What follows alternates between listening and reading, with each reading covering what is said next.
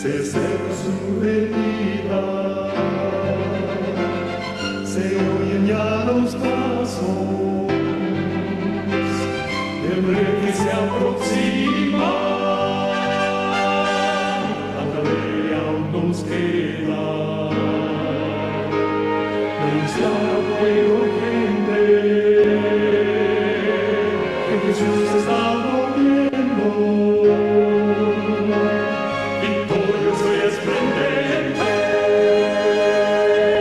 Queridas hermanas, a todos que Dios les guarde, a todos que Dios les bendiga de manera rica y abundante.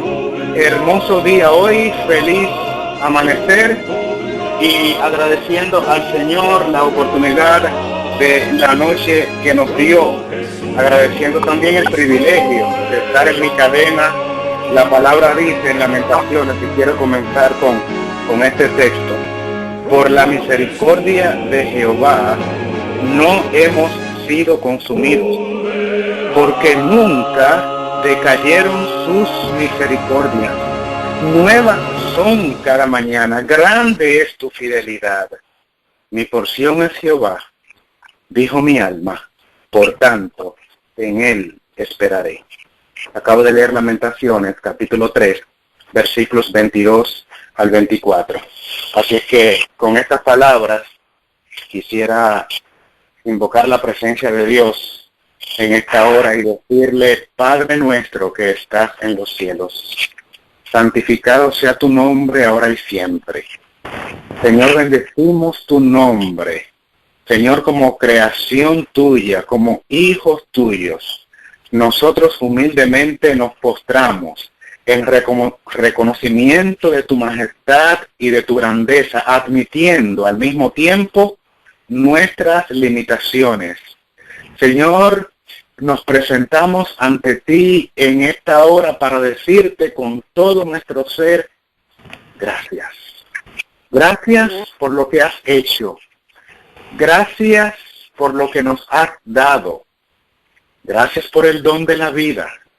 Gracias por el plan redentivo concebido desde antes de la fundación del mundo para alcanzar a personas como nosotros, a personas como yo, a personas como tú, querido hermano, a personas como tú, mi buena hermana, enajenados, distanciados, alejados de toda posibilidad de salvación por nuestra rebelión, pero el plan redentivo hace posible entonces la reconciliación de la raza adámica caída con la raza celestial, los seres que nunca han caído en pecado. Y por eso te decimos, Señor, con todo nuestro ser, gracias. Gracias, Señor, por tu protección. Gracias, Señor, porque hoy podemos respirar y por tu misericordia, y solo por tu misericordia, no hemos sido consumidos como merecíamos. Porque mi porción es Jehová, dijo mi alma, y tus misericordias son renovadas cada mañana, porque grande es tu fidelidad. Aquí postrados no podemos hacer otra cosa que reconocer tu grandeza. Amén. Y humildemente decirte, Señor, pagarte no podemos.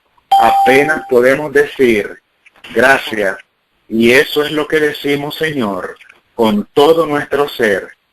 Gracias, gracias, gracias. En el nombre de Jesús. Gracias. Amén. Amén, Señor. Hermanos, he hecho una oración por ustedes y por mí mismo. He sido la voz de la cadena. Y he querido solamente decir gracias sin hacer peticiones, porque hoy, el día de Thanksgiving, el día de acción de gracias, los Estados Unidos, básicamente en todos los estados de Norteamérica, básicamente Estados Unidos, Norteamérica, porque otras regiones, Canadá por ejemplo, tiene otra fecha, y en algunas partes de Europa también hay una conmemoración de acción de gracias en otras fechas, pero básicamente en los Estados Unidos hoy es donde estamos celebrando o se conmemora este feriado. Es triste, por decirlo de alguna manera patética, que solamente pensemos en un día para decirle gracias a Dios, porque en Él existimos, nos movemos y somos. Es por ello que en el devocional de esta fecha lo vamos a manejar tal vez de manera diferente a lo convencional, que es lo típico de esta cadena Hombres y Mujeres de Fe, donde por la iluminación que Dios ha puesto en la directora de esta cadena, esto se ha convertido en una tribuna, esto se ha convertido en la voz de los que no tienen voces en las congregaciones, y este espacio esperado diariamente se ha proyectado como la línea en conferencia a través de la cual la verdad para la hora es proclamada tanto a la iglesia como al mundo. Y ha sido una constante que este espacio ha servido de vía de comunicación para transmitir el mensaje de los tres ángeles como debe ser y la razón de ser de la iglesia.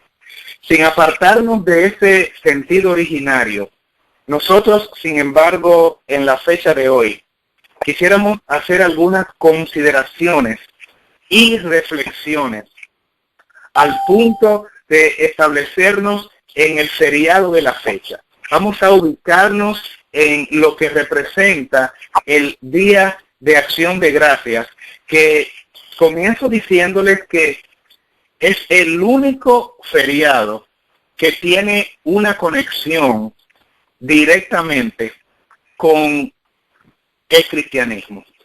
Nosotros en el año tenemos ¿cuántos feriados? Muchos. Algunos de ellos tienen un sentido patriótico, como el Día de los Presidentes, el Día de los Patriotas, que es el Día de los Veteranos, el Día de la Constitución o el Día de la Independencia, el 4 de julio.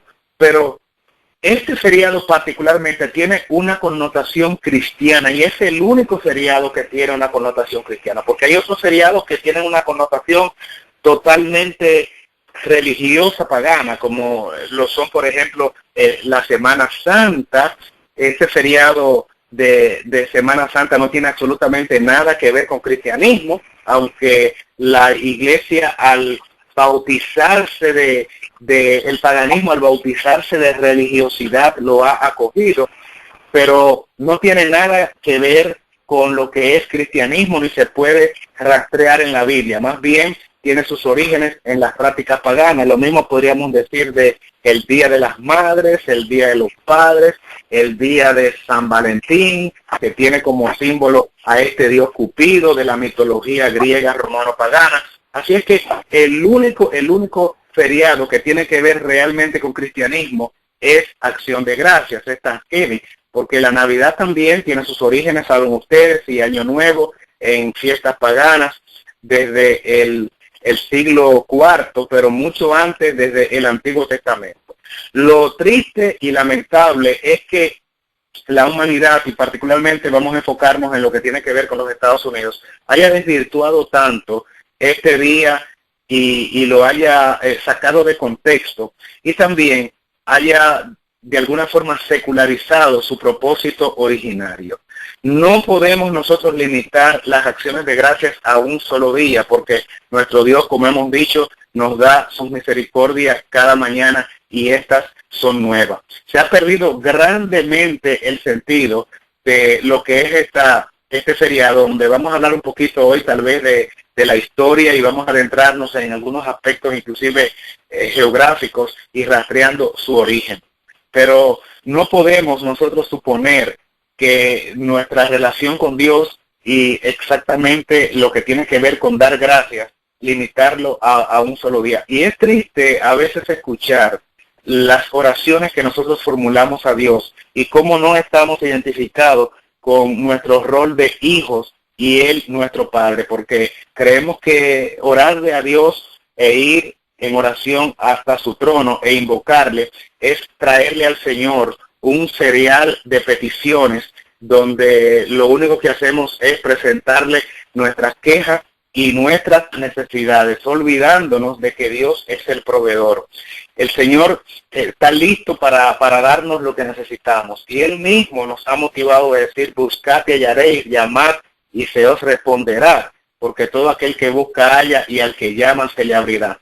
Pero también es lindo saber que nuestro Dios proveedor nos da mucho más de lo que nosotros necesitamos, y con cuánta frecuencia nos limitamos nosotros sencillamente a pedir, y nos olvidamos de la provisión que el Señor ha hecho en nuestras vidas de manera tan pródiga y abundante. Pienso que si nosotros nos dedicásemos más a mirar las bendiciones que hemos recibido a través de nuestras vidas, tendríamos poco tiempo y espacio para las quejas y para las lamentaciones, porque muchas veces queremos compararnos con la vida de los demás, y es allí entonces donde caemos en un mar de tristezas y de amargura, porque estamos midiendo nuestras vidas con la vida del hermano de la iglesia, o con el familiar, o con el vecino, o con el amigo o conocido, y nos olvidamos de que en nuestra propia esfera hace rato que Dios nos está bendiciendo de una manera pródiga y de una forma muy abundante.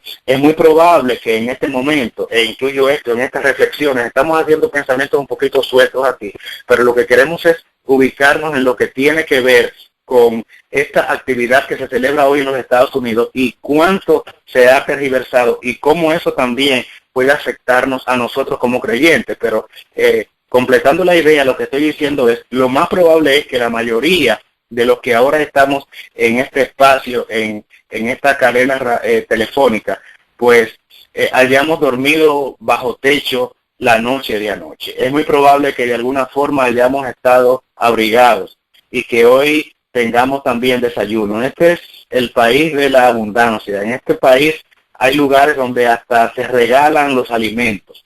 Este país hay mecanismos y fórmulas para abastecer las necesidades físicas de la mayoría de las personas que viven en este país. No quiere decir que no hayan personas con necesidad, pero esta nación ha sido tocada por Dios de una manera muy generosa. Sin embargo, con frecuencia nosotros nos limitamos en nuestras peticiones a Dios, o nuestra relación con Dios, en nuestro hablar con Dios, a señalar los capítulos oscuros de nuestras vidas, olvidándonos de qué manera el Señor, a través de la historia, desde que fuimos concebidos en el vientre de nuestras madres, ha estado conduciendo y guiando nuestros pasos y nuestras vidas hasta el punto donde nos encontramos hoy. Y yo les quiero poner, por ejemplo, traer a colación lo que ocurrió esta misma semana, específicamente el viernes, la semana pasada, debo rectificar. La semana pasada, el viernes, hubo una celebración en mi centro de trabajo. Yo trabajo en un lugar con personas con discapacidades físicas y mentales. Y entonces ellos quisieron hacer una celebración y idearon hacer una comida, un almuerzo de acción de gracias, porque obviamente hoy es feriado y la empresa estaría cerrada. Así que lo hicieron el viernes pasado. Yo quiero decirles a ustedes que hicieron preparativos de todas clases, ambientaron el lugar con decoración y asignaron platos especiales, y por supuesto no podía quedar el famoso y dichoso pavo de acción de gracias. Sin embargo, fue bien notorio que ya para el momento de participar de los alimentos, a nadie se le ocurrió dar gracias a Dios. Sencillamente participemos, gocémonos en este día, pero nada que ver, ninguna conexión con la provisión que Dios nos da como seres humanos. Y yo pensé, pero ¿será que lo están haciendo porque hay una póliza en la empresa? Tal vez después, eso fue lo que más me vino a la mente, la razón por la cual no se hizo. Hay póliza en los trabajos, en muchas empresas, de no mezclar las cosas religiosas, porque la política de la empresa establece que los aspectos religiosos no pueden introducirse, ni siquiera hacerse oración, ni leer la Biblia. Ustedes saben que hay una marcada diferencia entre iglesia y Estado, y entonces eso se lleva a veces hasta el extremo, con todo y que hay una dicotomía, una gran contradicción, porque esta nación fue formada bajo los principios cristianos y de la Biblia, y en la moneda norteamericana dice: en Dios confiamos, y esta nación dice que fue formada sobre principios cristianos. Sin embargo, entonces se tiene a Dios, a la Biblia y a la oración fuera de lo que es el contexto social y laboral de esta nación norteamericana. El Día del Pavo, como se le llama a este día, ha sacado totalmente de contexto lo que es la verdadera realidad del Día de Acción de Gracias. Y el enemigo se ha ideado miles de formas para desvirtuar los verdaderos propósitos de Dios y las enseñanzas prácticas que Él quiere sembrar en nuestras vidas. De acuerdo a la Biblia, el único día asignado para algo, mis queridos amigos y mis queridos hermanos, es el Santo Sábado. No hay día para ninguna otra cosa. No hay tal cosa como Día de la Mujer, no hay tal cosa como el Día del Anciano, no hay tal cosa en la Biblia como el Día del Pastor, no hay día de nada, hay Día del Señor. Hay Día del Señor y eso es lo único que la Biblia establece, pero el enemigo de las almas ha invocado pues en la conciencia de los hombres la necesidad de que tengamos día para todo, y ahora todos los obreros tienen su propio día, día del agricultor, día del carpintero, día de la enfermera, día del ingeniero, día del médico, y hasta el pavo tiene su día. Y ya la gente no asocia el asunto de acción de gracias. Muchas veces la gente no dice el Día de Acción de Gracias o el Thanksgiving. La gente sencillamente dice el Día del Pavo y lo desconectan de la realidad de sus orígenes. Yo quisiera que ustedes pudieran hacer una encuesta, porque yo lo he hecho en mi centro de trabajo y con otras personas norteamericanas que son nacidos aquí, nativos de esta nación, o personas aún latinas, pero que tienen muchos años, tal vez décadas, viviendo en la nación americana. Y les he preguntado, le he hecho esta encuesta, y yo quisiera que ustedes lo pudieran hacer por ustedes mismos. Pregúntenle a alguien, algún amigo norteamericano, ¿qué es esto de Thanksgiving? El día de Thanksgiving, ¿qué es el Día de Acción de Gracias? ¿A qué se refiere? Y mucha gente le va a decir, bueno, es un día de la familia. Otra gente le va a decir, sencillamente es eso, el Día del Pavo, donde uno se reúne para estar en familia. Pero las personas no lo asocian con un sentir cristiano, religioso cristiano, y muchísimo menos, pues conocen los orígenes. En inglés, y vamos a hacer ahora un poquito de historia, se dice Thanksgiving Day, o sea, Día de Acción de Gracias. Ese giving, del verbo dar, give, dar, y dar gracias, dar thanks, dar gracias a Dios, al día de dar gracias. En español, la traducción de Thanksgiving es acción de gracias. No sé por qué en español no lo ha traducido tal vez literalmente y se dice, por ejemplo, día de dar gracias, sino que le han incluido allí el término, la palabra acción. La palabra acción no está en el original del término Thanksgiving. Allí no hay la palabra acción, sino dar gracias, día de dar gracias. Así que tal vez en inglés tiene mucho mejor sentido. ¿Desde cuándo podemos rastrear este día en la historia y cuáles fueron las razones para implementarlo y por qué hoy se celebra o conmemora el día de dar gracias? Esto lo podemos rastrear en la historia de los Estados Unidos desde el año 1623. Ustedes recordarán que en Europa los creyentes que estaban aferrados a las escrituras y querían serle fiel a Dios de acuerdo a los dictados de sus propias conciencias, tuvieron un periodo de persecución que la Biblia profetiza como tiempos y medio tiempo.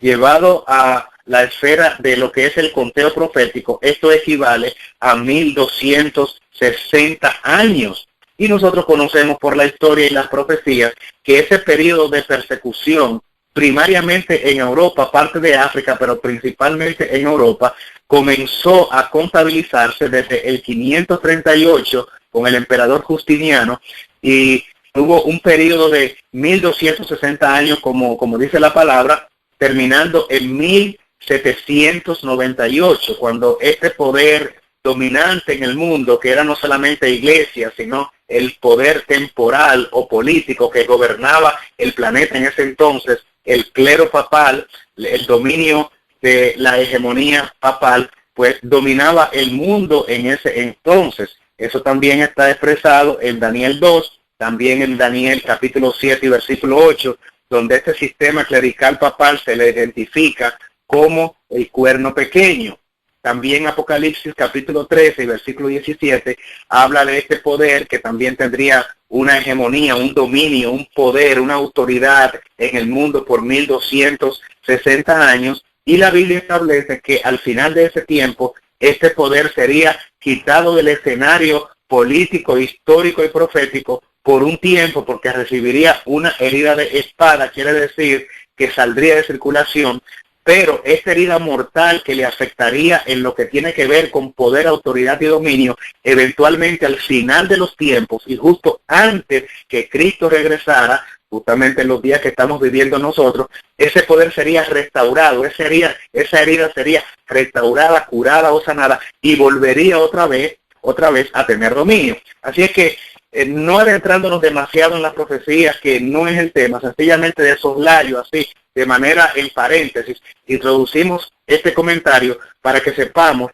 a qué poder nos estamos refiriendo y qué dio origen, porque está conectado al Día de Acción de Gracias. Como en Europa la persecución era tan tenaz y los creyentes que querían servir a Dios porque aprendieron de los reformadores, de los tiempos de Lutero en el siglo XVI, en el año 1517 en adelante, durante todo lo que fue el siglo de los 1500 y el siglo siguiente, en los 1600, o sea, el siglo XVII, los creyentes que estudiaban en la Biblia, que debían servir a Dios y no a los hombres, y que debían confesar sus pecados a Dios y no a los hombres, sufrieron una tenaz persecución, como hemos dicho. 1260 años, había intolerancia, que nadie podía ser cristiano, nadie podía ser religioso, a menos que no siguiera las directrices del poder papal. Solamente se podía adorar a Dios como el papal lo indicaba. Nadie podía tener una Biblia, porque los únicos que podían leer, interpretar y explicar y enseñar las escrituras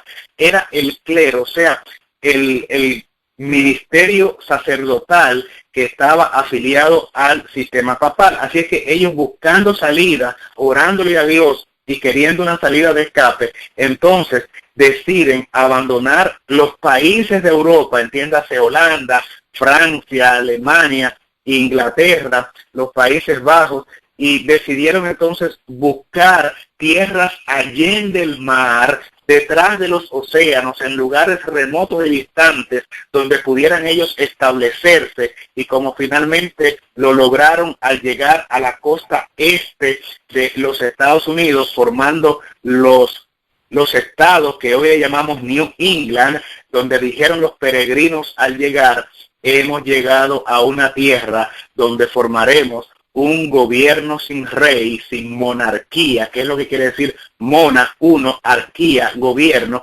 Vamos a establecer un estado civil político sin monarquía, y en lugar de ello estableceremos la sucesión de poder, entiéndase la democracia, pero también tendremos un estilo de adoración sin la cobertura o sombrilla o el dominio del sistema papal. Así es que estableceremos un gobierno sin rey y una iglesia sin papa. Así las cosas, embarcaron los peregrinos en un barco que le llamaron el Mayflower, Flor de Mayo, y esto ocurrió en septiembre 16 del 1620, siglo XVII. Esto fue antes, por supuesto, de que terminara el dominio papal, pero ya antes, en vista de la persecución tan tenaz y la intolerancia religiosa, los creyentes comenzaron a salir o a planificar salir de Europa. Y básicamente este grupo en especial de 102 personas a bordo del Mayflower, que se hicieron llamar a sí mismos los peregrinos, ellos se llamaban a sí mismos los peregrinos, y eran 102 en el Mayflower, arribó después de haber zarpado del puerto de Plymouth en Inglaterra, llegaron entonces a la costa de los Estados Unidos en el este, unos 66 días después. El 21 de noviembre de 1620 llegaron a las costas de Cape Cod. Y por eso los estados a donde arribaron los peregrinos es llamado ahora New England, que lo conforma Maine, Massachusetts principalmente, que fue donde básicamente arribaron, también New Hampshire, también Rhode Island, también el estado de Connecticut y esta región oriental pues es llamada New England, o sea, Nueva Inglaterra. Es interesante que cuando vamos a las escrituras encontramos que ya profetizado en el libro escritural inspirado estaba esta escena de persecución de un grupo de creyentes escapando de la persecución y llegando a las tierras de América. O sea, esto no solamente está plasmado en la historia, sino que está confirmado y previamente registrado en las escrituras. Cuando vamos a la Biblia, al libro de Apocalipsis, el capítulo número 12, dice el versículo 13, y cuando vio el dragón que había sido arrojado a la tierra, sabemos por la misma Biblia, hago un paréntesis aquí, que el dragón es la serpiente antigua que se llama Diablo y Satanás. Apocalipsis 12:4 dice que el dragón es Satanás. Recuerden que la Biblia es su propio intérprete y Apocalipsis es un libro eminentemente simbólico. Sigamos leyendo. Estoy en el versículo 13 de Apocalipsis capítulo 12. El dragón entonces, al ver que había sido arrojado a la tierra, cuando es arrojado del cielo, hizo el plan de perseguir a la mujer que había dado luz al hijo varón, o sea, la iglesia formada por Cristo. El versículo 14. Se le dieron a la mujer, simbolismo de iglesia, como sabemos todos, 2 alas de la gran águila para que volase de delante de la serpiente perseguidora al desierto. Al desierto porque estaría huyendo, estaría en lugares remotos, no podía hacer una vida en sociedad porque estaba proscrita la posibilidad de que el creyente, de que los cristianos, de que la iglesia simbolizada por la mujer pudiese tener integración en la sociedad debido a sus creencias bíblicas y a su aferro a las enseñanzas y doctrinas bíblicas. Por esa razón, la mujer es representada como yéndose al desierto, huyendo, escapando en lugares remotos. Y allí en ese lugar, continúa diciendo el versículo, será sustentada por tiempos y la mitad de un tiempo. Esta manera de contabilizar el tiempo ya la hemos referido antes, no podremos entrar en detalles ahora porque no tenemos ni el tiempo ni es el momento, pero representa justamente el tiempo ya mencionado de 1260 años, del 538 a 1798. Entre esos dos puntos corren exactamente 1260 años. Versículo 15, y sigo leyendo, y la serpiente, recuerden que estamos hablando del dragón, que es el mismo Satanás, la serpiente antigua, arrojó de su boca tras la mujer, entiéndase, tras la iglesia, agua como un río para que fuese arrastrada por el río. Buscando otra vez los simbolismos, recordemos entonces que las muchas aguas representan ¿qué? Representan pueblos, representan naciones, representan pueblos, representan gentes. Así es que el enemigo organiza los ejércitos adversos al pueblo de Dios, organiza las iglesias que pudo controlar, que fueron prácticamente todas las iglesias bajo la sombrilla del régimen clerical papal, y hace esta grande persecución, levanta esta grande persecución contra la iglesia que está en un lugar retirado, huyendo de la persecución. Y el dragón entonces lanza las muchas gentes, lanza los ejércitos, lanza los pueblos y las naciones para que donde quiera estuviese la iglesia, la mujer fuese perseguida. Así es que la Biblia los representa con el simbolismo de el dragón lanzando agua sobre la mujer para hacer, para ahogarla, para de esta manera sacarla totalmente de circulación. El dragón entonces continúa con su obra maléfica, pero el Señor tenía un plan de rescate para la iglesia que está registrado en el versículo 16 del mismo capítulo 12 de Apocalipsis que estamos leyendo. Y esto es lo que dice la palabra, pero la tierra, repito y enfatizo, pero la tierra ayudó a la mujer. Atención, atención, atención. Pues la tierra, y enfatizo en el término tierra, abrió su boca y tragó el río que el dragón había echado de su boca. Atención, mis queridos amigos y hermanos, este versículo 16 está hablando del momento en que la tierra ¿Qué tierra? Dice que hay una tierra que se abre y permite que los perseguidos lleguen a esas tierras escapando de la persecución, que era básicamente en Europa, como estamos diciendo. Cuando los peregrinos se embarcan en el Mayflower,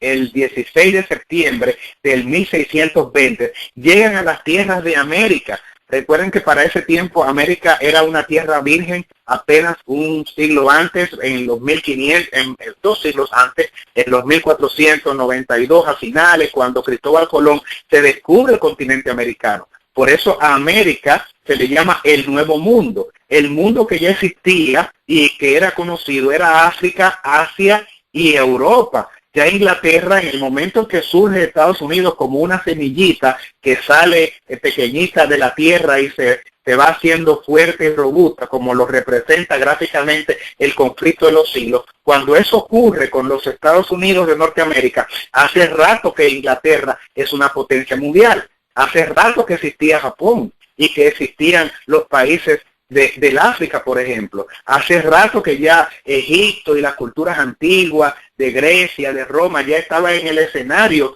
geopolítico del mundo. Quien está surgiendo como una nación fresquita y nueva es la nación que eventualmente llegaría luego a ser potencia mundial en América, los Estados Unidos. Por eso es representada en el conflicto de los siglos como una semillita que germina de la tierra. Y aquí lo representa el versículo, diciendo que la mujer a donde escapa es a la tierra que abre su boca y traga el río. Recuerden que el río trae consigo que mucha agua, el río que el dragón había echado de su boca. Quiere decir que cuando llegan a América, ellos se sienten libres de la persecución, de la intolerancia de Europa. Ya en esta tierra donde encuentran los peregrinos a los indios, a los nativos de acá, que eran los indios que nosotros conocemos ahora en reservas indígenas, que son realmente los nativos norteamericanos. Después todo el resto de la nación americana,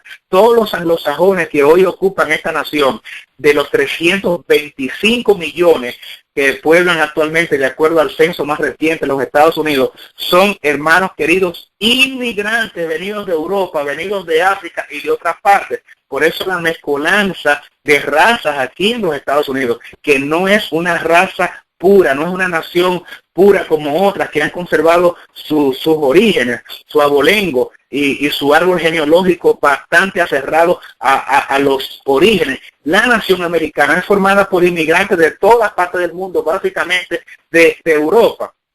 Y hago un paréntesis aquí, a veces me sorprendo y me extraña tanto que los norteamericanos ni siquiera ellos mismos conozcan su historia y sean tan intolerantes con los inmigrantes, olvidándose que ellos mismos son inmigrantes, tampoco son nativos realmente de aquí. Cuando llegaron huyendo de la persecución papal en Europa, llegan a esta tierra que no era tierra de ellos. Aquí estaban ya los indios, los Native Indians, como le llaman, los nativos de esta tierra, que estaban en sus reservas, en sus confederaciones en diferentes puntos, y esta tierra totalmente despoblada, muy pequeña y para nada con el desarrollo tecnológico que vemos hoy día. Pero Dios le puso su bendición, porque Dios bendeciría eventualmente, como en efecto ha sido, a esa tierra que fue refugio para los perseguidos de Europa. Así es que con este cuadro podemos mirar entonces que es la tierra que abre su boca para defender a la mujer, a los creyentes perseguidos de Europa. Es importante, y hago énfasis en el término tierra, porque es asombroso que tierra, por supuesto, es el antónimo, es lo contrario de agua. O sea, la tierra se supone que es la región seca, mientras que las muchas aguas representan las naciones, lo populoso. Es por ello que cuando usted va entonces y la Biblia hay que conectarla, por eso estoy relacionando un versículo con otro. Cuando usted va, por ejemplo, a Apocalipsis, capítulo 13, versículo 11, dice que vi a otra bestia que subía de la tierra y tenía 2 cuernos semejantes a lo de un cordero, pero hablaba como dragón. Esto es lo opuesto a la primera bestia que surge de otra región. El capítulo 13, versículo 1, me paré sobre la arena del mar, dice Juan, por inspiración del Espíritu Santo, y vi subir del mar una bestia que tenía 7 cabezas y 10 cuernos. Aquí hay dos bestias, como ustedes saben, una surgiendo del mar, que representa justamente la región poblada. Recuerden, mar, agua, gente, pueblos, lenguas, tribus. En otras palabras, mientras que Roma, representada por esta primera bestia que surge del mar, Roma en su etapa papal, surge de Europa, la región poblada de mucha gente, ya un continente establecido, con naciones ya sólidas, prósperas como Alemania, como Inglaterra, como Holanda, por ejemplo. La otra bestia que resulta ser también aliada en la coyuntura profética del fin de los días, resulta ser aliada a la primera bestia del mar. Esta segunda, en cambio, surge de la tierra, o sea, de la región poco poblada, o sea, de la región a la cual llegaron los peregrinos, huyéndole a la intolerancia papal. ¿Será que me están entendiendo? Y si me están entendiendo, van a ver algo asombroso en este cuadro. Mis hermanos queridos, mis queridos hermanos y amigos que me escuchan en este momento, es asombroso y es sumamente sorprendente arribar a la siguiente conclusión. ¿Cómo puede ser que la iglesia, la mujer perseguida en la Edad Media, huya de la persecución papal y en esa huida toman el Mayflower y llegan a las tierras de América y forman aquí la nación norteamericana, los Estados Unidos de Norteamérica, porque estaban siendo perseguidos por la primera bestia, por el papado?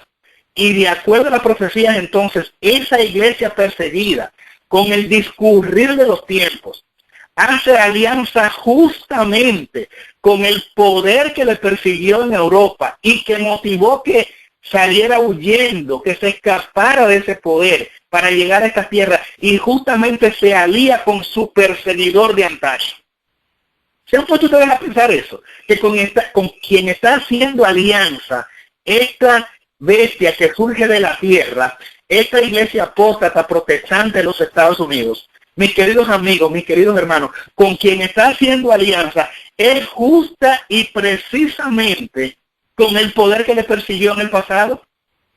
Es asombroso cómo el poder perseguidor romano logra que aún la misma iglesia, los mismos perseguidos por ella los conquista entonces y hace que se alíen a ella y hagan causa común con ella para perseguir a otros disidentes, a otros que no estén de acuerdo con sus concesiones y con su sistema de creencias o paradigma. Eso es bien patético y hasta incomprensible. Así que, volviendo al punto de la historia del Thanksgiving, cuando llegan a estas tierras huyendo de la persecución, entonces establecen la necesidad de formarse como nación y como iglesia. Y este es el origen de la celebración anual de esta fecha de Thanksgiving, de Acción de Gracias. En los años siguientes, entonces, la historia sigue diciendo que el Congreso de los Estados Unidos proclamó en varias ocasiones el Día de Acción de Gracias en todos los Estados Unidos. Y finalmente, en noviembre de 1777, fue declarado como día feriado. Es importante entonces que cuando llegan ellos aquí a Massachusetts, se establecen en una región y le llaman, ¿saben cómo? Plymouth, porque así se llamaba el puerto de Inglaterra desde el cual salieron. Y entonces dicen ellos: nosotros peregrinos con nuestras esposas e hijos, congreguémonos en la casa comunal en la colina para escuchar al pastor y dar gracias a Dios, al Dios Todopoderoso, por todas sus bendiciones. Así es que desde ese momento, al llegar aquí, comienzan a sentirse agradecidos porque Dios los liberó y los hizo escapar de la persecución papal de la Edad Media, y llegan a establecerse ahora con la posibilidad de hacer una nación donde no tengan un monarca, un rey con mano dura, sino que el pueblo democráticamente va a contribuir con la formación de las mismas leyes en una democracia.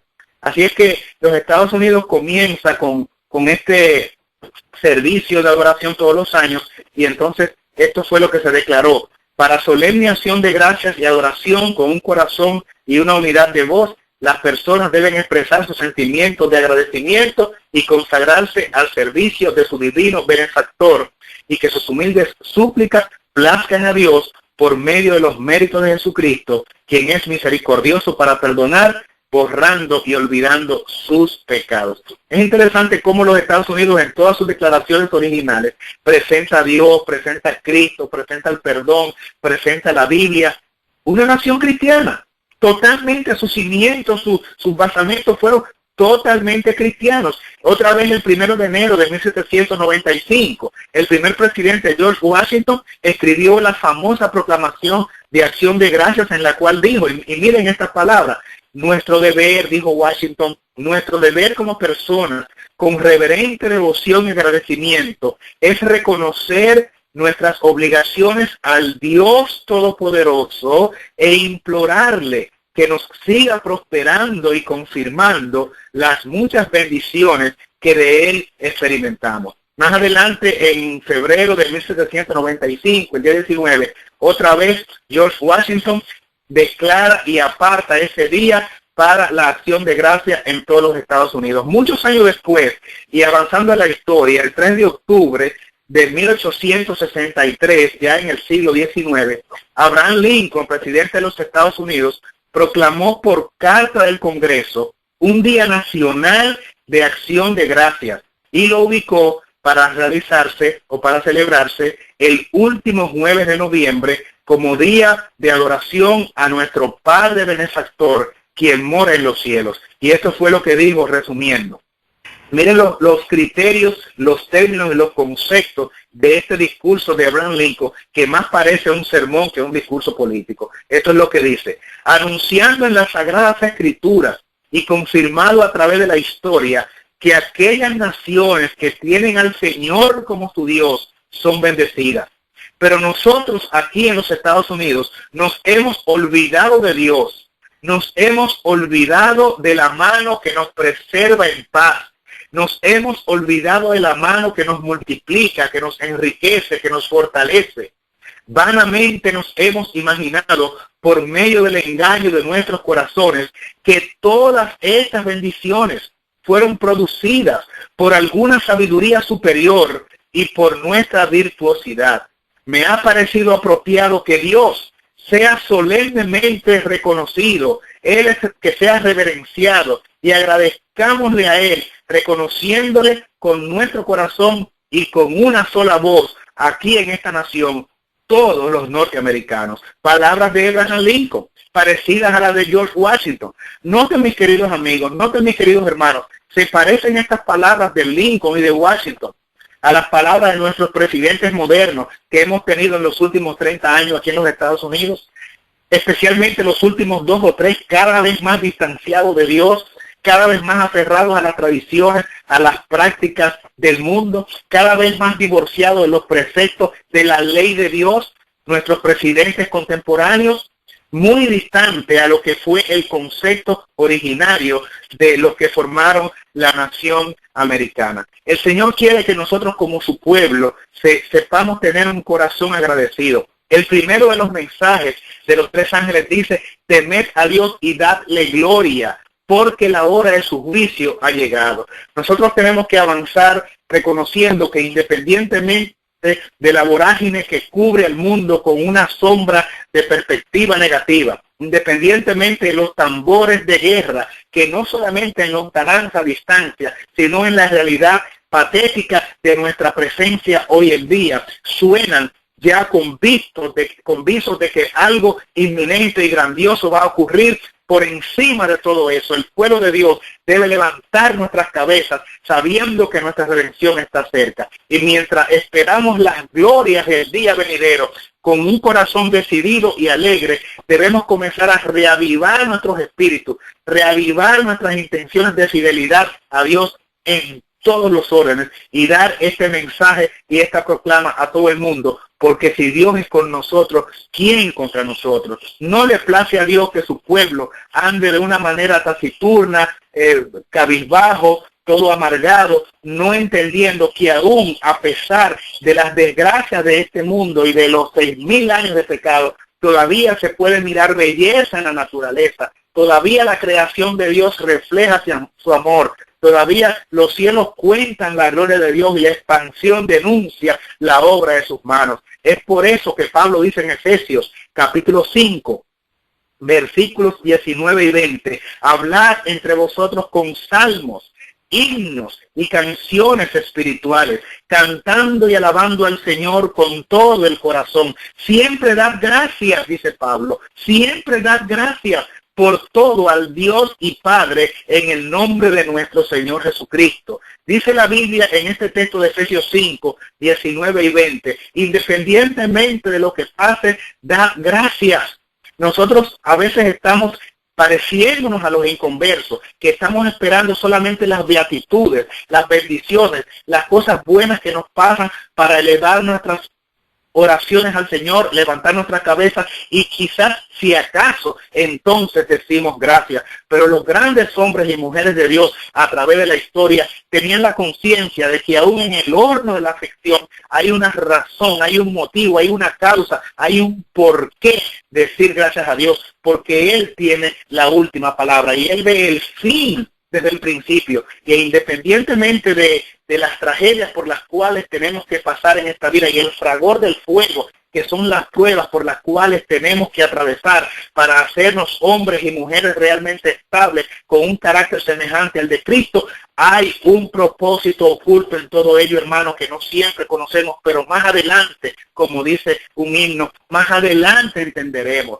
más adelante entenderás por qué tal vez perdiste ese familiar, más adelante entenderás por qué nunca tuviste ese trabajo, en algún momento en la eternidad vas a entender por qué nunca lograste hacer ese viaje, quizás más adelante entenderás por qué Dios te ubicó en ciertas posiciones que tú nunca entendías, por qué tenías que estar allí, por qué tenías que asociarte con cierto tipo de personas que quizás tú nunca hubieses querido estuviesen en tu vida. Quizás vas a entender entonces por qué tanto dolor, por qué tanta tragedia, por qué no tuviste las cosas materiales que a lo mejor añoraste y quisiste tener y que tú entendías que eso te proveería felicidad.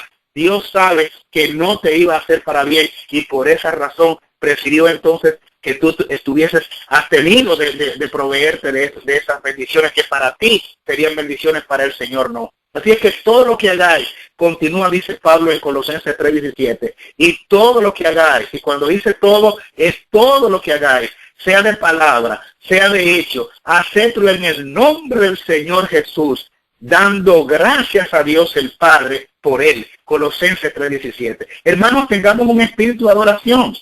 Hermanas, tengamos un espíritu de gratitud. Hermanos, cante más. Hermanos, adore más.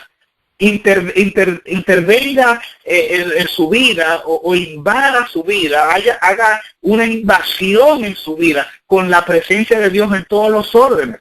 Dice también Pablo en Colosenses 4:2, perseverad en la oración, velando en ella con acción de gracias. Nuestra comunión, nuestra adoración, nuestra relación de intimidad con Dios en oración, en ayuno, para nada tiene que limitarnos en el sentido de abstenernos de dar gracias a Dios, que debe ser un componente, un ingrediente permanente en todo lo que es nuestra adoración.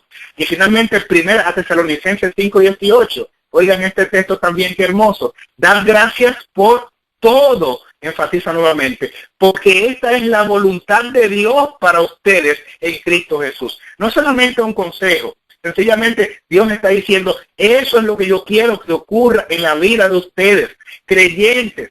Ustedes no pueden tener un día de acción de gracias, un Thanksgiving, un dar gracias, un día al año. Es siempre, es permanente. Ese es mi deseo, ese es mi plan, mi propósito, mi intención para mi pueblo. Es que vivan agradecidos. Que nuestras oraciones tengan no solamente una lista enorme, inacabable de dame, quiero, Señor, resuélveme, como si fuera una oficina de quejas. El Señor quiere que con gratitud nos sonriamos y levantemos nuestras vistas al cielo o nos inclinemos reverentemente, le digamos, Señor, gracias. Gracias por lo que eres, gracias por lo que me das. Yo no merezco estar rodeado de todas estas bendiciones. Yo no merezco estar tal vez en este país con todo lo que ha resultado y las bendiciones que consecuentemente se han producido al yo venir aquí.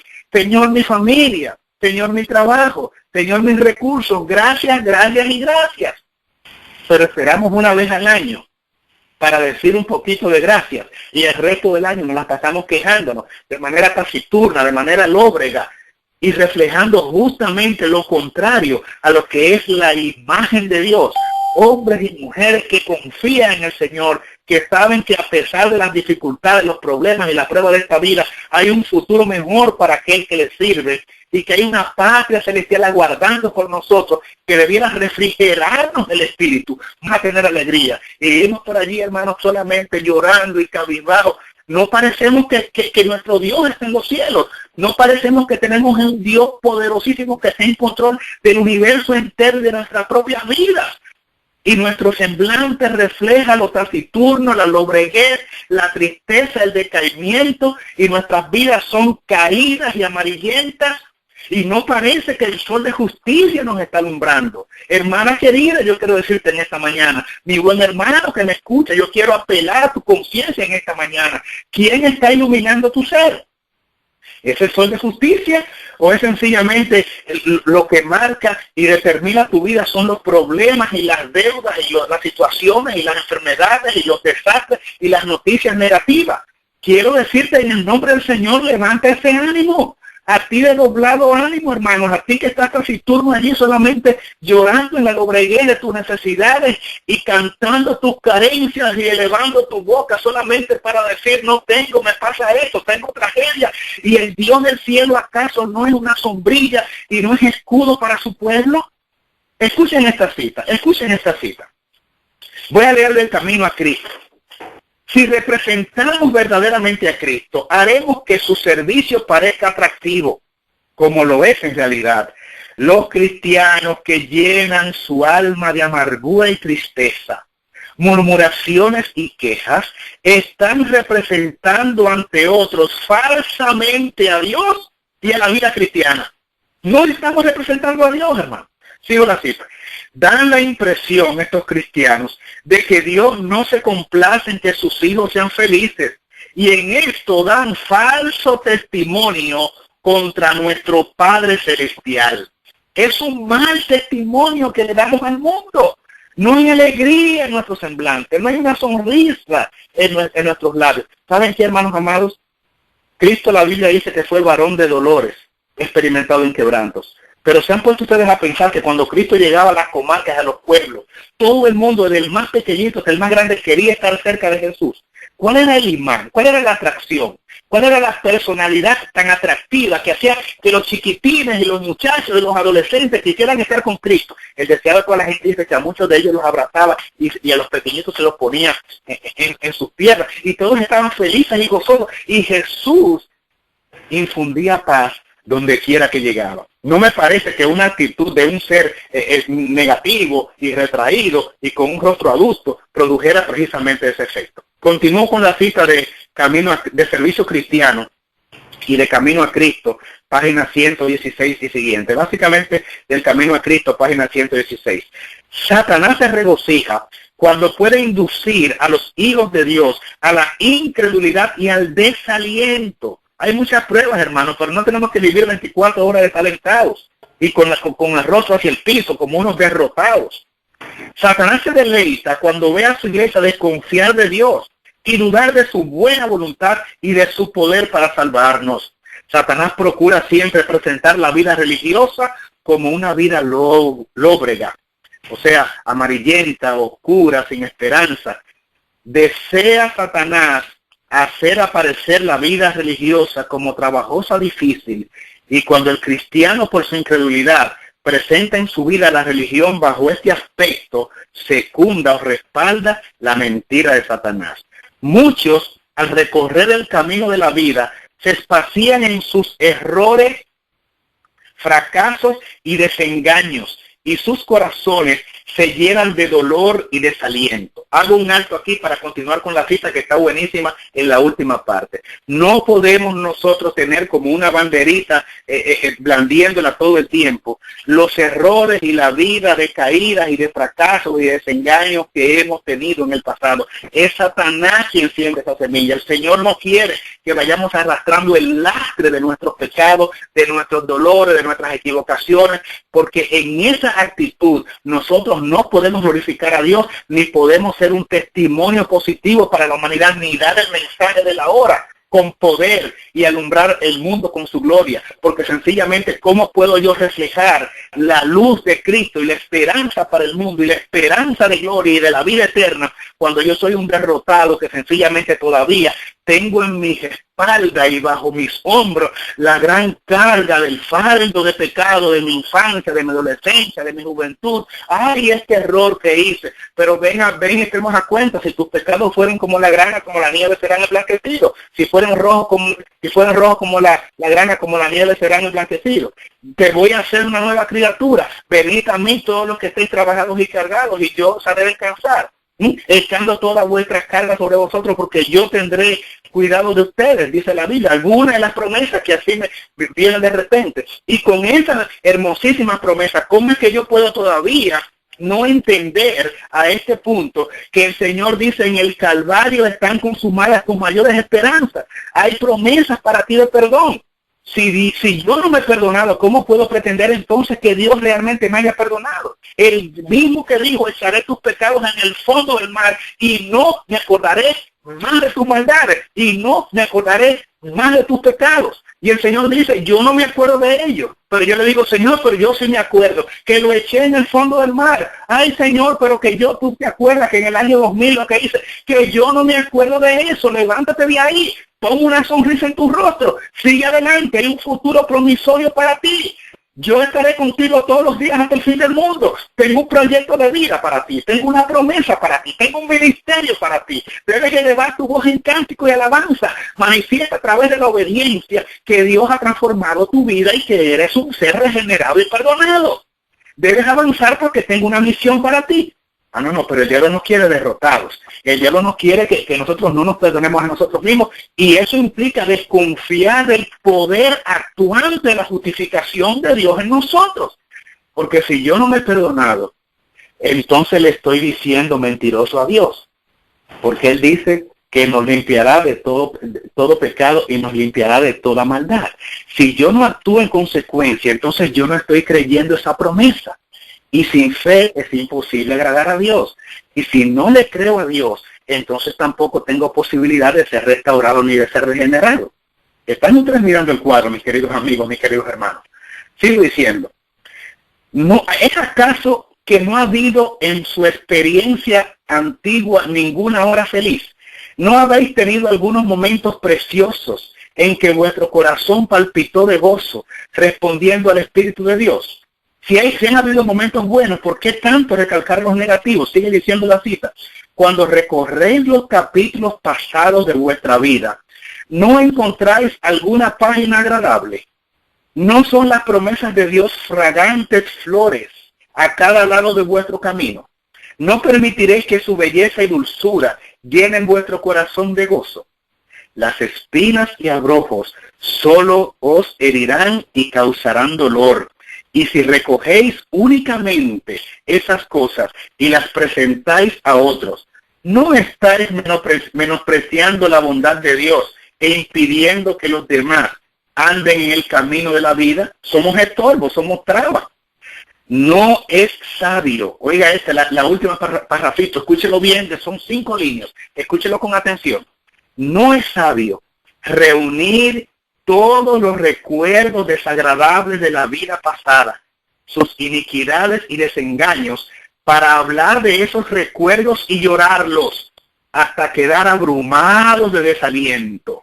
La persona desalentada se llena de tinieblas, desecha de su alma la luz divina y proyecta sombra en el camino de los demás. Camino a Cristo, página 117, termina la cita. Hermanos queridos, Dios quiere darte un nuevo comienzo a ti. El Señor quiere alumbrarte con el sol de justicia. El Señor quiere que tú levantes ese ánimo caído. Y si de alguna forma mis palabras pueden hacer hoy que una vida rota pueda ser restaurada, si mis palabras pueden estar ayudando a alguien, alguna persona que de alguna forma está quebrantado por algún dolor fuerte en su vida, yo quiero decirte que ha llegado el momento de dejar esa carga al pie de la cruz. Yo quiero decirte a ti hoy que Jesús está en el lugar santísimo intercediendo por ti y haciendo juicio en favor, defendiendo a los santos. Es un abogado que no ha perdido una sola causa. Y yo quiero decirte, mi querida hermana, deja hoy tu tristeza. recuerda que hay un intercesor que te está defendiendo allí, que es el mismo que murió en la cruz, pero que está vivo. Es el momento ya de perdonarte a ti mismo. Deja aquel pasado tenebroso y sombrío. Comienza a andar en santidad de vida, recordando que el Señor tus pecados los ha tomado y los ha depositado en el fondo del mar. Ustedes recuerdan el incidente de los 10 leprosos, ¿verdad? De Lucas capítulo 17. De camino a Jerusalén, dice el versículo 11, que Jesús pasó entre Samaria y Galilea. Y al entrar en una aldea vinieron a su encuentro 10 leprosos que se pararon de lejos y a voz en cuello gritaban: Jesús, Maestro, ten compasión de nosotros. Dice que cuando él los vio les dijo: id y vayan a los sacerdotes. Y mientras ellos iban, quedaron limpios. Entonces uno de ellos, al verse sanado, volvió alabando a Dios a gran voz, se postró a los pies de Jesús y le dijo, y le dio las gracias. Le dio las gracias. Y este era samaritano. Entonces Jesús preguntó: ¿no son 10 los que fueron limpiados? Los otros 9, ¿dónde están? No hubo quien volviera a dar gracias a Dios. No hubo ningún agradecido, sino este extranjero. Y le dijo: levántate, hijo, vete, y tu fe te ha salvado. Noten, hermanos queridos, que aquel que fue, todos fueron limpiados, pero solamente uno fue salvado. A todos se les quitó la lepra, a todos se les resolvió el problema físico de su cuerpo, pero solo uno encontró salud integral, que implica también la salud del alma. Solo uno fue registrado como candidato de salvación, porque uno solo fue agradecido. Es el momento que, como aquel hombre, pues vuelvas a Jesús y le des las gracias y le digas: Señor, aquí estoy, entrego totalmente mi pasado y lo entierro y comienzo una restauración de vida, iluminado por ti, para que tú hagas de mí lo que tú quieres que yo sea. Y quiero, Señor, disfrutarte, tener una relación muy personal contigo, y anhelo que mi sea transformada. Y voy a servirte no por la recompensa del cielo, ni tampoco voy a dejar de hacer lo mal hecho por el miedo al infierno. Ustedes recuerdan aquel soneto famoso que fue encontrado en el siglo XVI en un monasterio que se le atribuye a diferentes monjes, que se llama Soneto a Jesús Crucificado, que las diferentes iglesias, y está en libros, y está... Bueno, déjenme leérselo brevemente. El Soneto a Jesús Crucificado, hay autores, dice autor desconocido: no me mueve mi Dios para quererte el cielo que me tienes prometido, ni me mueve el infierno tan temido para dejar por eso de ofenderte. Tú me mueves, Señor, muéveme el verte clavado en una cruz y escarnecido. Muéveme ver tu cuerpo tan herido, muéveme tus afrentas y tu muerte. Muéveme en fin tu amor, y en tal manera que aunque no hubiera cielo yo te amara, y aunque no hubiera infierno te temiera. No me tienes que dar para que te quiera, pues aunque lo que espero no esperara, lo mismo que te quiero, te quisiera. Hermanos, lo que Dios ha hecho por nosotros no está contenido en un plan limitado de si nosotros somos buenos o si nosotros somos malos. El sol sale sobre buenos y malos, llueve sobre justos e injustos. Obviamente la recompensa final está reservada a los obedientes. El Espíritu Santo es dado a los que le obedecen. La promesa de vida eterna está conectada directamente con aquellos que han entregado su vida total y completamente al Señor. Pero para que esto pueda ser realidad, tienes que creer sus promesas de perdón y tienes que tener un espíritu agradecido. Todos los días debe ser acción de gracias, pero hoy es un día particular y yo quisiera que nosotros entendiésemos por qué el Señor conecta tanto la posibilidad de perdonarnos con el elemento de ser agradecido, como lo fue este leproso. Fíjense que el único que tuvo salvación fue el que dio gracias, aunque los otros también tuvieron un beneficio, pero fue un beneficio limitado, solamente corporal.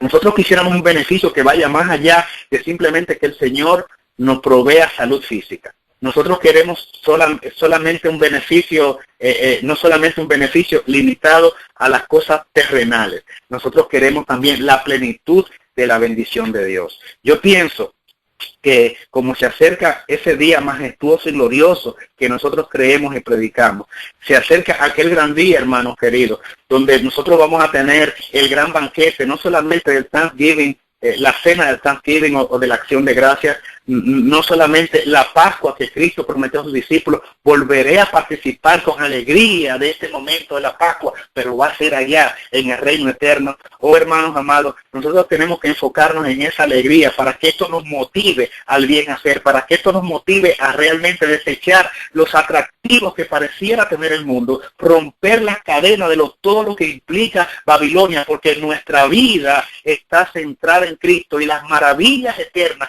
no pueden ser agarradas o limitadas a un concepto tan humano. Y la tristeza y las pruebas por las que tú estás pasando, que me estás oyendo, esa tristeza que te calcome, eso que te golpea por aquella persona que te ha hecho la vida imposible, que te ha causado dolor, por ese hijo travieso que has tenido, por esa relación de pareja disfuncional, por esa economía resquebrajada, la tristeza, los dolores de este mundo, esa enfermedad que golpea tu cuerpo, ese aguijón en tu carne, todas estas pruebas de tristeza, todo ese fuego de la persecución interna o externa que podamos estar padeciendo, no es comparable con las glorias eternas que Dios tiene preparado para aquellos que le son fieles. Vale la pena, hermanos, hacer esa inversión, vale la pena cortar con el mundo, vale la pena entregarnos al Señor, no solamente por el cielo que nos tiene prometido, no solamente por escapar del infierno tan temido, sino porque el Señor ha representado en nosotros tan grande bendición que nuestros labios deben abrirse a toda su extensión y decir: Señor, gracias, gloria sean dadas a ti. Y en ese espíritu de alabanza no puede haber otra cosa sino que su divina presencia venga a poseernos total y completamente. Entonces, y solo entonces vamos a ser empoderados con la gracia y el poder suficiente del Espíritu Santo, que nos va a ayudar a atravesar por este mar de lágrimas y de dolor, y a pesar de ellos hacer como hacía Jus y Jerónimo, que estaban allí en la estaca siendo quemados, y esos hombres estaban cantando y diciendo: gloria a Dios, bendito el que viene en el nombre del Señor, alabado sea su santo nombre. Hermanos, si estaban como antorchas ardiendo, siendo allí quemados en la estaca por sus persecutores, por su fidelidad a la palabra y por no seguir las directrices de aquel sistema papal opresor que existió en la Edad Media y que se está restaurando ahora y que va a imponer otra vez las mismas desgracias. Y ese sistema otra vez te va a impedir a ti tener comida, y te va a impedir tener agua y medicación y un techo y tener posibilidad de ser protegido por la ley y de participar y disfrutar de los servicios que la democracia implica, que todo el mundo tiene derecho por ley. A ti te serán negados. Será entonces el momento de depender solo y completamente de Dios. Y en aquel día el justo vivirá por la fe. Y no te olvides de tu galardón. Porque aunque nosotros no servimos a Dios por el galardón, tampoco podemos dejar de vislumbrar, oh hermanos queridos, aquellas cenas de las cuales hablaba hace un ratito. Aquel banquete de acción de gracias y de Pascua con aquella mesa kilométrica. ¿Cuántas millas, cuántas docenas, cuántas centenas de millas tendrá aquella mesa larga y ancha? Pero nuestros cuerpos restaurados y glorificados podrán, hermanos, allá en lontananza, en la distancia, poder contemplar el que está sentado en el extremo más lejano, porque nuestra visión estará restaurada. ¿No es eso hermoso acaso? Claro que lo es. Es una razón y un motivo para nosotros entender que el Dios que tenemos y al cual servimos es un Dios grande y poderoso. Es un Dios, señores, que nos abastece en nuestra realidad presente, pero que también las cosas todavía más superiores y lo mejor está por venir. Oh, que nadie falte aquel banquete. Que nadie falte aquella cena, aquella comida de acción de gracias. Y ustedes saben, ¿verdad?, quiénes van a ser los meseros y quiénes van a ser el chef. ¿Cómo pueden ustedes imaginar que Cristo mismo esté diciendo tu nombre, con tu nombre nuevo, y estás abastecido, estás contento, y te dé un abrazo allí, y los ángeles sean los jueces, sean los meseros, y sean los que estén proveyendo para ti, para que tú estés confortable, para que estés seguro, para que estés cómodo, para que estés satisfecho total y completamente en ese ambiente celestial, sin dolor, sin tristeza, con cuerpos juveniles restaurados, restablecidos, glorificados, en un ambiente totalmente celestial, sin preocupaciones, con alegría. Ahí todos los labios, hermanos, tendrán una carcajada abierta. Todo el mundo tendrá una sonrisa totalmente plena y abundante. Oh, porque estaremos finalmente en nuestra verdadera casa, estaremos verdaderamente en nuestro verdadero hogar. Habremos terminado con las desgracias y la tristeza de esta vida, y entonces ya estaremos adentrados en vivir una vida que se mide con la vida de Dios.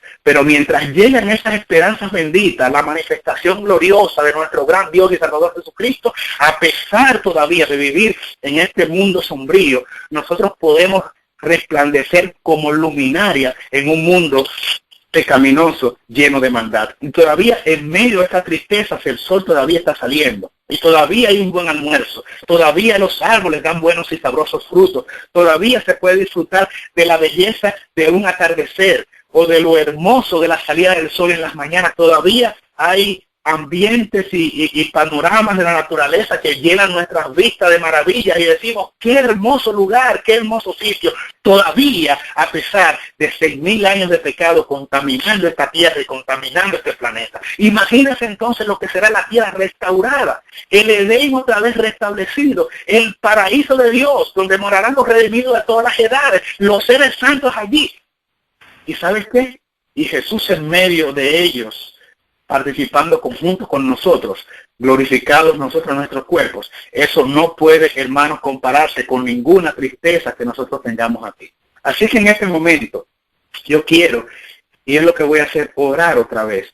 Y voy a dar gracias por las maravillas de Dios. Y me voy a olvidar por ahora, por un poquito como debe ser, de lo que son nuestras debilidades. Me voy a olvidar de las deudas que tengo. Me voy a olvidar de los problemas financieros que tengo. Me voy a olvidar de los problemas y los achaques físicos que tengo. Me voy a olvidar del vecino irrespetuoso y que es intransigente. Me voy a olvidar de aquel jefe en el trabajo que me hace la vida imposible. Me voy a olvidar del ambiente negativo. Me voy a olvidar de todo lo malo y me voy a concentrar en mi Padre Celestial, de decirle, Dios de la gloria, Señor, a pesar de las tragedias de esta vida, ahora solamente nosotros queremos decirte, alabado sea por siempre. Y ahora solamente queremos decirte gracias. Y ahora solamente queremos decirte gracias por el don de la vida.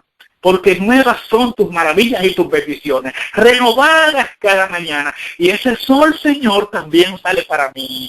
Y esa luna, Señor, también sale para mí. Y la belleza del cosmos también es para que yo la contemple. Y también, Señor, el sonido y el trinar de los pajarillos.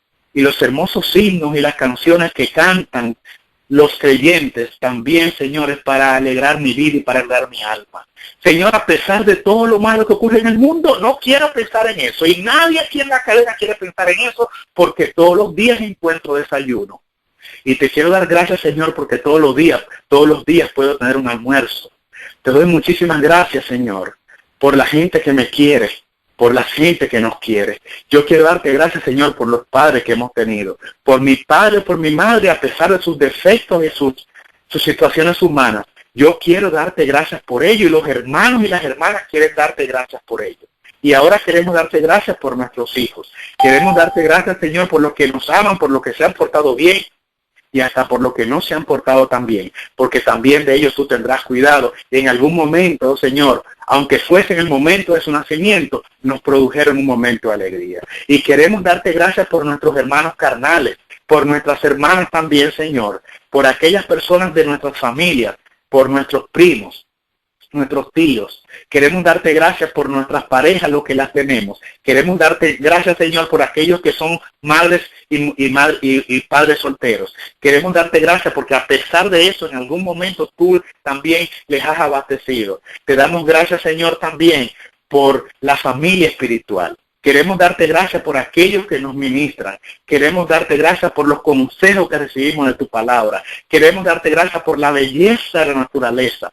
Queremos darte gracias por las pruebas porque nos hacen más fuertes. Queremos darte gracias porque aunque nos hemos enfermado, también has traído, Señor, el bálsamo de la salud. Queremos darte gracias por el aire que respiramos. Queremos darte gracias porque tenemos ropa para vestirnos. Queremos darte gracias, Señor, porque tenemos zapatos, más de uno, más de un par que ponernos. Queremos darte gracias porque podemos movilizarnos de un lugar a otro. Porque a pesar de las pruebas siempre mandas un ángel que nos resuelva la situación. Porque hemos tenido limitaciones, pero has aparecido el dinero para pagar aquella deuda, para pagar aquel servicio, para pagar aquella casita. No tenemos mucho, pero como tú, Señor, te las has ingeniado, de alguna forma has venido y por eso te decimos gracias. Y te damos gracias, Señor, porque podemos alabarte. Te damos gracias porque has puesto en la mente de siervos tuyos que se elaboren estos mecanismos de cadena para que tu palabra pueda ser proclamada. Te damos gracias porque en tristeza siempre has mandado a alguien que nos eche el brazo, porque en un momento de angustia y dolor siempre un par de rodillas han querido doblarse para orar en favor nuestro. Alguien nos ha querido presentar al trono de la gracia y te decimos gracias. Y gracias por el ministerio de los ángeles. Y gracias, oh Señor, también porque de alguna manera has provisto que independientemente de la persecución también haya la salida. Porque nunca nos has mandado una prueba mayor que la que podamos soportar. Y a pesar, Señor, de que hemos llorado porque se nos han desaparecido personas de nuestro vínculo afectivo muy cercano. Algunos han perdido padres, hemos perdido madres, hemos perdido hermanos, hemos perdido esposos, hemos perdido hijos, pero a pesar de todo, de alguna forma ha surgido la fuerza para todavía sostenernos. Y todavía hay un aire que respiramos y una esperanza que dice, volverás a verlo en la tierra eterna. A pesar, Señor, de todas las dificultades, siempre hay un halo de luz. Y a pesar de lo oscuro del túnel, siempre ha habido una luz del otro lado que dice, he aquí yo estoy contigo, avanza, hijo mío, que te voy a recibir en mis brazos. Y por eso, oh Señor, y por las promesas de vida eterna, y porque nos has permitido vivir en una etapa donde estamos mirando con nuestros propios ojos el acontecer de los días proféticos. Oh Señor, gracias porque estamos mirando lo que Daniel no pudo y quiso ver. Gracias, porque estamos mirando lo que Juan el teólogo no pudo ver en vivo en la isla de Patmos. Ni lo vio Pedro, ni lo vio Jacobo, ni lo vio Bartolomé, ni lo vio Mateo, ni lo vio Tomás, ni lo vio Lutero, ni lo vio Emanuel. Y nosotros lo estamos mirando. Y hoy tu pueblo dice gracias, gracias y más gracias, Señor. Y gracias por lo que lo está ocurriendo todos los días. Y lo que dice la palabra se está cumpliendo. Y las profecías y las señales de los tiempos dicen, oh, Cristo se acerca. Y se acerca aquel gran banquete, y se acerca aquella grande reunión, y no me importan los problemas que están ocurriendo en este mundo, y lo que están haciendo los sistemas de poder, porque se acerca el gran banquete, y como gran conquistador, en un caballo gigantesco, y rodeado de miríadas de millones de ángeles, poblando el cosmos, y descendiendo a buscarme, descenderá Jesús. Hoy los muertos en Cristo, mis amados, resucitarán primero, y nosotros en un abrir, en un cerrar de ojos, transformados de manera inmediata para tener cuerpo glorificado y entonces sí, Señor, entonces sí estar contigo. Y llegará el día entonces en que postrado a tus pies, Señor, voy a disponer mi corona a tus pies y en presencia tuya, con tu estatura majestuosa, te voy a decir con mi limitada capacidad y humanidad, ahora en persona Cristo, gracias, gracias, Señor, permíteme abrazarte, Cristo.